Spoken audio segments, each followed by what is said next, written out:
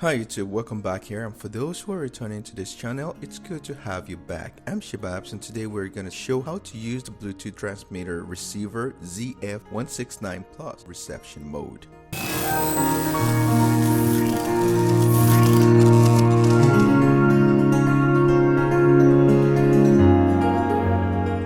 Get audio from here to here. In this mode, your stereo equipment must have both a USB port to power on the device and a 3.5 mm audio jack input. You can use any other device to power on, for example, a portable charger. What are we gonna do? We're gonna get our audio transmitter, connect the audio cable to the RX port. Next step, make sure RX is switched on. We go to our stereo and plug in the 3.5 mm audio. Right here, I don't have a USB port to power this. What I'm gonna do is get my power bank. Connected, this is on. Now you can see Bluetooth is on and it's blinking. It's searching for a Bluetooth device to connect to. Turn this on. Now we're gonna go to our computer and look for the Bluetooth settings.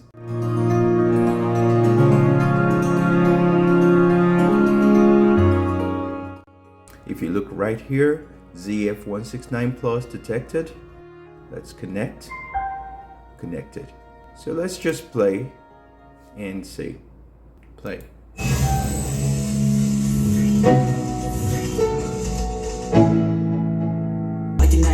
I gotta have it. I ain't even playing, got a really bad habit. If it moves, gotta grab it. Fuse like a magnet. Lose, won't have it till I'm doomed in a casket. I ain't playing, got a weird mind. If you work 8 hours, I'ma work 9. If the shoot tastes sour, you should taste mine. I'ma stay in power for a long time. Get up, lie in a... So this is how you connect from your PC to a non-Bluetooth device. So we're gonna try and pair our Bluetooth device to a non-Bluetooth device in the receptor mode. Let's just take a look at my device. It's an old device, but I like the sound that comes out of this box. But we have no Bluetooth settings. It doesn't receive. I mean, you can't do anything wireless with it. So what we're gonna try and do now is connect our Bluetooth enabled device to our sound system. So step 1, get your adapter. Step 2, plug in your audio cable to the receptor mode. 3, make sure it is switched to the receptor mode. Next step, go to our wired sound system, plug the other end of the Bluetooth device there. Now the problem we have is we need a power source. So this can plug into any of this here. We need a power source. You can either do one thing, get a cable and use your cell phone charger to get power to this. Just make sure that whatever you do, your charger emits a 5 volt. So in this case, we're gonna use our charger. My charger has a 5 volt 1 ampere and a 5 volt 2.1 ampere. So we're gonna plug it into one of them. Let's first try 5 volt 2.1 ampere. If we plug it in here, blinking light.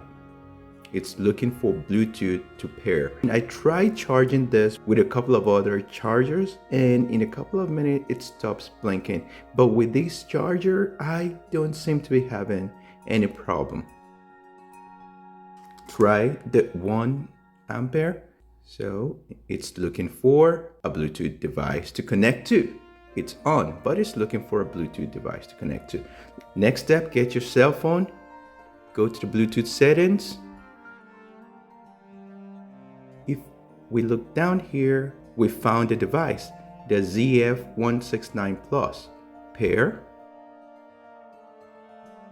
And continue pairing.